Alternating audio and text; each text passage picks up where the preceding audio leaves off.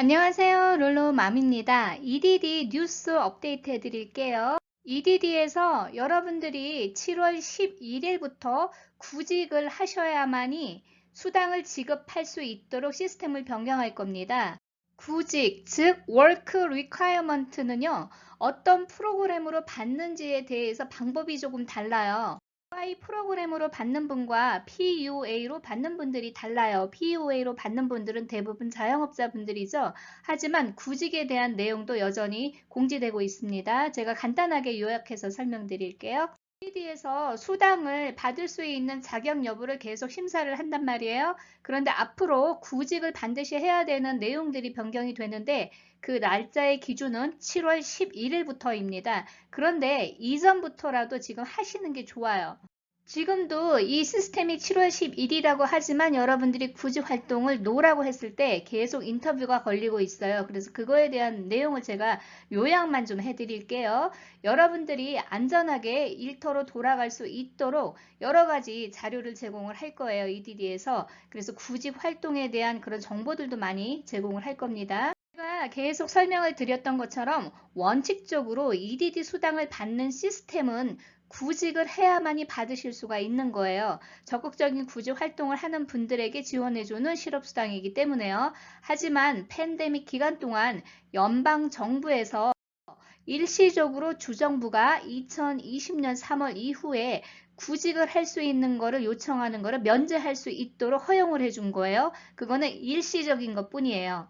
그래서 구직 활동에서 Do you look for work라는 질문에 No라고 답을 하셔도 수당이 계속 나왔었고 중간에 펜딩되는 문제는 그건 시스템 문제였고 계속 지급을 해줬지만 앞으로는 Yes라고 답을 하셔야만이 순조롭게 수당을 받으실 수 있도록 변경이 될 겁니다.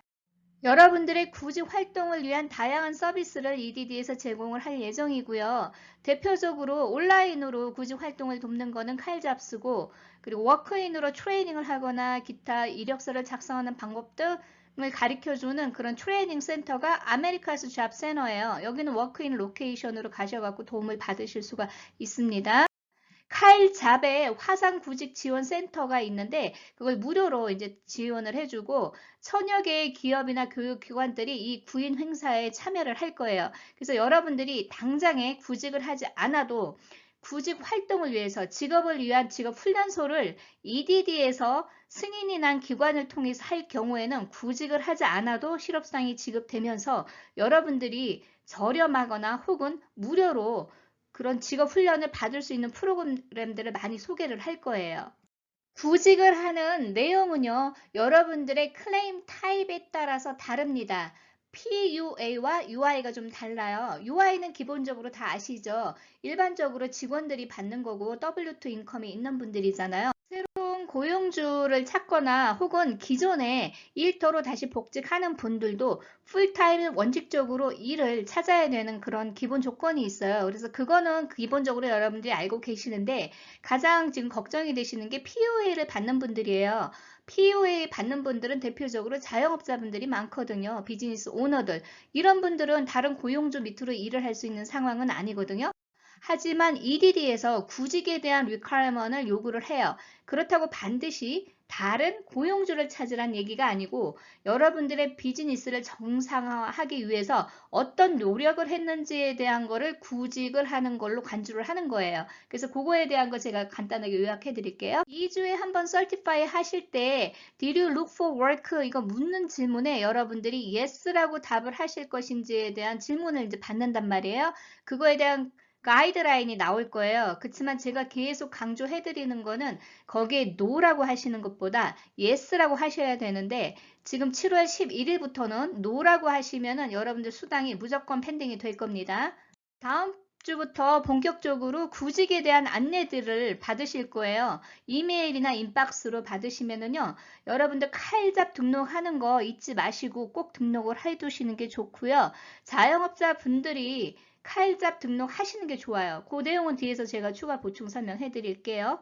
POA를 받는 분들도 구직 활동을 하는지에 대해서 반드시 Yes라고 답을 하셔요. 그렇지만 그 뒤에 내용은 조금 달라요. 구직 대신 여러분들의 비즈니스를 더 활성화하기 위해서 어떤 노력을 하는지에 대한 거를 요구를 할 거예요. 예를 들어서 부동산 하시는 분이나 융자 브로커 하시는 분들 같은 경우 클라이언트를 확장하기 위해서 뭐 마케팅하는 거 있죠. 광고를 낸다든지 여러 가지 방법들이 있죠. 그런 활동들을 하고 있는지에 대한 증빙 서류들을 요청을 할 수가 있단 말이에요. 팬데믹 이전부터 여러분과 거래하시던 클라이언트 리스트가 있거나 새로운 클라이언트를 창출을 해서 혹은 팬데믹 때문에 여러분들 계약이 성사되지 않는 경우가 많을 거예요. 그런 분들을 다시 서류를 리뷰하면서 그 고객을 컨택하면서 그 계약을 성사시키기 위해서 노력을 했는지에 대한 그런 요구사항이기 때문에 일반 UI를 받으면서 구직을 하는 활동보다는 조금 준비해야 될 서류들이 복잡할 수가 있어요. 그래서 이거 되게 중요하니까 여러분들이요, 동영상 잘 보시고 어떻게 준비하셔야 되는지를 미리 지금부터 하나하나 꼼꼼히 점검을 좀 하셨으면 좋겠습니다. 이 내용상으로는요, 여러분들이 비즈니스를 활성화하기 위해서 줌 미팅 같은 게 있어요. 특히 SBA에서 어떤 세미나 같은 거 하는 거, 웨비나 미팅 같은 거, 이런 것도 적극적으로 참여를 하시는 게 좋습니다. 그래서 어떠한 비즈니스를 서포트하는 웨비나에 참여했는지 그 내용을 구직 대신 적을 수가 있는 걸로 보여요. 이 내용상으로는.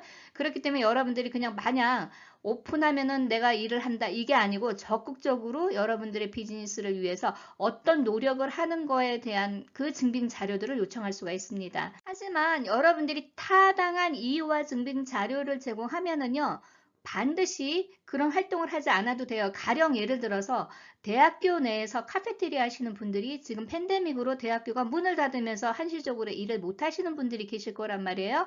이런 분들은 대학교만 오픈하면은 가능한 거죠. 그러면 학교 측과 카페테리아를 오픈하기 위한 노력을 어떻게 커뮤니케이션 했는지 그거에 대한 증빙 자료를 첨부하시면 될 것 같아요. 자영업자분들이 비즈니스가 어려워서 더 이상 자영업을 하지 않고 접고 구직을 해야 되는 분들은요, 일반 UI를 받는 분들과 동일하게 구직 활동을 똑같이 하셔야 된다는 거고요. 팬데믹으로 인해서 코로나에 걸려가지고 가족을 돌봐야 되거나 혹은 자녀분들이 학교를 문을 닫아서 공립학교를 보낼 수 없는 상황이 생기죠. 데이케어하고는 좀 달라요. 데이케어는 이미 다 오픈된 곳이 많습니다. 공립학교가 문을 닫아서 학교를 보낼 수 없어서 일을 못 하시는 분들은 약간 예외를 아직은 두고 있습니다. 이게 또 언제 잡을 요구할지는 몰라요. 그렇지만 익셉션을 두고 있어요. 그러나 이 제외 대상의 케이스를 EDD가 여러분들이 제공하는 증빙 자료나 혹은 그 소명 자료를 통해서 수당을 계속 지급할 건지에 대해서 심사를 할 거예요. 그래서 제 생각에 되도록이면 이런 이유라 하더라도 여러분들이요, Do you look for work에 yes라고 답을 하시고요. 다만 여러분들이 진짜 구직을 하지만 단 여러분들이 조건이 있는 거죠. 반드시 구직 활동에서 당장 일을 해라는 건 아니에요. 아이들의 학교가 다시 복학을 할 경우에 일을 할 수 있다는 조건 하에 구직을 한다는 거를 해도 이거는 충분히 소명이 됩니다. 그렇지만 아무 이유 없이 그냥 아이들이 학교 안 간다 이래서 여러분들이 구직 활동 안 한다 이렇게 하면 안 되는 거예요. 특히 데이케어를 보내는 나이의 아이들은 이미 데이케어들이 대부분 문을 열었기 때문에 그 이유를 받아들이지 않을 수가 있습니다. 그래서 이런 부분도 주의하셔야 돼요. 스포티파이 하실 때 구직 활동을 하느냐라는 질문에 여전히 여러분들이 no라고 답을 하실 수 있어요. 이거를 반드시 yes라고 답을 하실 필요는 없습니다. 하지만 no라고 답을 하실 경우에는 수당을 받을 수 있는 자격이 되는지 심사를 하기 위한 인터뷰 스케줄을 요구할 수가 있습니다. 그런데 이런 경우에 대부분 수당이 펜딩이 돼요. 그래서 좋은 방법이 아니겠죠. no라고 답하는 게. TOA를 받고 계시는 자영업자 분들은 카일잡에 이력서를 등록할 필요가 없지요. 하지만 EDD에서 요청하는 것은 반드시 하지 않아도 되지만 권장을 한다는 내용이 있습니다. 이 이야기는 해 두시는 게 좋다는 얘기예요. 특히 캘리포니아는 POA와 UI가 포털이 별도로 운행되는 게 아니고 한 시스템 프로그램에서 운영되기 때문에 여러분들이 답을 노라고 하셨을 경우 혹은 칼잡에 이력서 등록 데이터가 안 뜰 경우에 여러분들도 모르는 사이에 수당이 계속 펜딜되는 그런 사례가 발생될 수가 있거든요. 그래서 그걸 예방하기 위해서 가급적이면 yes라고 하시는 게 좋습니다. 비즈니스를 재설계하기 위한 거 혹은 고객을 확장하기 위한 그런 네트워크 활동, 뭐 광고도 있을 것이고 어떤 커뮤니티 참여, 아니면 비즈니스 웨비너 같은 거, 세미나 참여 이런 거에 적극적으로 참여를 하라는 거예요. 그게 굳이 활동으로 보는 거죠. 그래서 여러분들이 SB에서 특히 주최하는 프로그램들이 많아요. 그런 프로그램들이 참여를 하고 언제 몇 시에 어떤 프로그램에 참여했다는 걸 그거를 굳이 활동 정보로 입력하실 수 있게끔 될 것 같아요. 제가 볼 때는. 고용주들이 고용을 창출하기 위해서 혹은 기존에 일하던 직원을 다시 재고용을 해서 일을 해야 되는 상황이지만 비즈니스가 프로핏이 없어서 급여를 줄 수 있는 상황이 아닌 분들도 있으실 거예요. 이런 분들은 워크쉐어 프로그램을 활용하라는 그런 안내가 있습니다. 시간을 줄여서 일을 다시 시작은 하되 그 직원 입장에서는 풀타임 일을 해야 되고 또 파타임으로 일을 하게 되면 급여가 적잖아요. 그래서 그 차액에 대해서 연방정부가 지원하는 300불을 받을 수 있는 그 프로그램을 제공을 한다는 거예요. 이 이야기는 직원의 주 급여의 75%를 제외한 나머지를 수당으로 지급을 해주죠. 그래서 그 실제로 받는 수당이 1불 이상인 경우에는 연방정부 추가 지원금 300불을 받을 수 있단 말이에요. 그래서 직원들이 시간이 줄어도 그 레이트를 맞춰 놓으면은 300불을 추가로 더 받게 되기 때문에 급여가 채워지잖아요. 그래서 이 프로그램을 활용을 하라는 거예요. 그래서 급여 대비해서 그 직원이 주 수당이 얼마인지를 계산을 해 보신 다음에 주에 몇 시간을 직원을 고용할 수 있는지를 계산을 해 보신 다음에 만약에 정말 직원이 필요하실 경우에는 이렇게 신청을 하시면 되는 거예요. 제가 이 워크쉐어 프로그램에 대해서 작년에 한번 설명을 드렸지만 여러분들 이 내용을 좀 아시는 분들이 계시는 것 같더라고요.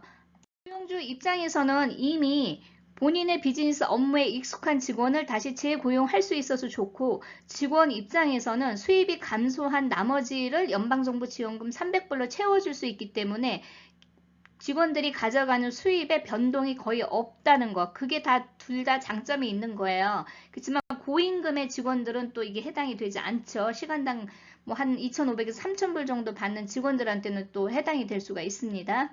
고용주들이 다시 비즈니스를 오픈하고 재고용을 창출하고 이거에 대해서 이제 적극적으로 도와주기 때문에 워크쉐어 프로그램을 이제 신청을 하셔서 하는 건데 이거는 EDD의 승인을 반드시 받으셔야 됩니다. 워크쉐어 프로그램이라는 양식이 있어요. 이거 고용주가 작성해서 보내고 EDD에서 승인을 받아야만 가능합니다.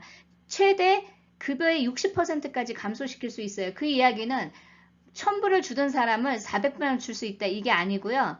시간을 예를 들어서 주 40시간을 줬던 직원을 20시간 미만으로 고용할 수가 있다는 거죠. 그러면 나머지 일을 못해서 수입이 없는 그 부분을 EDD가 채워주겠다. 그 프로그램이거든요. 그래서 워크쉐어 프로그램에 대해서 좀 궁금하신 분들은 코멘트를 달아주세요. 그럼 제가 정보를 조금 더 디테일하게 제공을 해드리겠습니다. 이 내용은 제가 개인적인 의견이고 분석인데요. 지금 워크 쉐어링 프로그램에 대해서 지금 설명을 하면서 그 고용주가 EDD에 대해서 레지스터 하는 그 내용들이 여기 나오거든요. 그래서 여러분들이 register for an account 요거 해서 등록하실 수 있게끔은 나오는데 이 내용이 나온다는 거는 곧 예를 들어서 스케줄 C로 보고하시는 분들도 만약에 직원 고용이 있다면은 EDD에 고용주 등록을 해서 W2 인컴으로 급여 세금 보고를 할 수 있도록 많이 안내가 올 것 같다는 그런 예상이 좀 듭니다. EDD에서 지금 실업보험을 뭐 이미 거의 자금이 소진될 때까지 써버렸잖아요. 그래서 이걸 또 텍스로 채워야 되거든요. 그래서 자영업자분들도 되도록이면 W2로 급여를 지급하는 걸로 해서 텍스를 내도록 권장할 수 있다는 게 제 의견이고요. 이 내용은 제가 추가로 더 구체적으로 나오면은 앞으로 계속 업데이트 해드릴게요. 실업수당에 대해서 1인당 업투 1,200불까지 비과세로 해준다고 그랬어요. 근데 이미 세금 보고하신 분들 텍스 리펀드 언제 오는지 궁금하시죠? 세금 보고하신 분들이 텍스 환급금은 디렉트 파짓으로 받는데 언임플로이먼트 베네핏에 대한 텍스 환급금이요 체크로 계속 발행되고 있어요. 그래서 지금 금액이 대략 1,100불에서 1,300불짜리 체크가 발송되고 있으니까 여러분들 우편물도 잘 확인을 해보세요. 이 금액은요, 여러분들이 텍스 파일링 스텔에서 메일이든지 싱글인지 뭐 부양가족이 있는지, 그래서 그 총 어저스티드 그로스 인컴이 어떻게 조정되는지에 따라서 금액 변동이 다소 있지만 에버리지 요 정도 선에서 환급금을 받고 계시는 것 같습니다. 그래서 지난주부터 텍스 환급 받는 그런 이야기들이 들리고 있으니까요. 여러분들 앞으로 지금 이 텍스 환급금 기다리는 분들은 우편물 꼭 확인해 보세요. 이 안내문을 본격적으로 많이 받으실 것 같아요. POA 받는 분들이 21일 내에 2019년도 소득 증빙 자료를 보내라는 그런 안내가 오는데요. 이 이야기는 왜 오냐면은 POA 수당을 받는 분들이 2019년도 소득 증빙 자료를 21일 내에 제출을 하라는 그런 안내들을 받고 계십니다. 이게 작년 12월부터 받는 분들도 계신데요. 지금부터 본격적으로 이 안내를 많이 받으시는 것 같아요. 167불 이상 받는 분들은 이 안내를 많이 받으시고요. 혹은 167불 받으셔도 이 안내를 받으시는 분들이 많습니다. 여러분들이 이거 잘 생각하셔야 되는 게 나는 167불 받으니까 안 보내면 그냥 167불 줄 거다 이렇게 생각하시는데 그러시면 안 돼요. 여러분들이 만약에 소득증빙 자료를 제출하지 않으면 167불을 지급해 주는 게 아니고 디스퀄리피케이션이 나요. 그렇게 되면 오버페이먼트 노리스가 오는데 그러면 여러분들 지금까지 작년 3월부터 신청하신 분은 작년 3월부터 받은 모든 수당을 전부 반납하라는 그런 안내를 받으신단 말이에요. 지금 계속 지금 추가 연장 수당 관련해서 디스퀄리피케이션 안내들을 받는 사례들이 많습니다. 그래서 유의하셔야 돼요. 전화 인터뷰를 하신 후에 스테러스가 디스퀄리피케이션으로 바뀌시는 분들이 많습니다. 근데 노리스는 아직 안 오고 이런 분들이 많거든요. 안내가 오기까지 몇 주가 소요될지를 몰라요. 지금 시스템상. 그래서 되도록 힘들지만 전화를 해서 알아보시는 게 가장 좋습니다. 여러분들이 동영상 밑에 지금 디스퀄리피케이션에 대한 안내를 받으셔서 질문을 하실 때요. 디스퀄리피케이션이 나는 사례들이 여러 케이스가 있어요. 그리고 상황이 다 달라요. 그렇기 때문에 저는 디스퀄리피케이션이 났는데 왜 그럴까요? 이렇게 물으시면 제가 답이 없습니다. 여러분이 어떤 상황인지를 최대한 제가 알아볼 수 있도록 디테일하게 적어주세요. 그러면 제가 예측을 할 수가 있거든요. 지금부터 구직 활동도 중요하고요. 작년에 POA 받는 분들 넷인컴 넣었어야 되는데 그로스 인컴 잘못 넣으신 분들 있어요. 이런 분들 오버페이먼트 노리스 이제 계속 받기 시작하실 거예요. 이게 빠르면 7월부터 본격적으로 시작될 걸로 예상이 되고요. 미리 여러분들 반납해야 되는 분들은요. 돈을 준비를 해 두시는 게 좋습니다. 그리고 이거를 만약에 여러분들이 수입을 보고를 누락해서 디스퀄리피케이션 나신 분들은요. 이 페널티가 커요. 그렇기 때문에 반드시 자발적으로 EDD에 수입 보고 누락에 대해서 신고를 먼저 하셔야 나중에 페널티에 대해서 어필을 하실 수가 있습니다. 근데 여러분들이 EDD가 잡아낼 때까지 그냥 기다리시면은 페널티 웨이브 하기가 힘들어요. 이거 실수하신 분들 너무 많으세요. 그래서 특히 주의하셔야 돼요. 제가 앞으로 계속 여러분들이 오버페이먼트 혹은 디스퀄리피케이션에 난 사례들을 이럴 때부터 다루고 있지만은 아직도 이 문제에 대해서 심각하게 모르시는 분들도 많으세요. 그래서 제 동영상을 하나도 놓치지 말고 순서대로 보셔야만 여러분들이 특히 전화 인터뷰 하실 때 몰라서 실수해서 불이익을 받는 사례들을 줄일 수가 있습니다. 요즘 날이 너무 많이 더워서 더위 먹는 분들이 많으세요. 그래서 되도록이면 외출을 삼가하시고 또 물도 많이 드시고 또 시원한 곳에서 좀 계시고 그렇게 해서 건강을 좀 유지하셨으면 좋겠습니다. 오늘도 좋은 하루 되시고요. 좋아요, 구독 부탁드립니다. 감사합니다.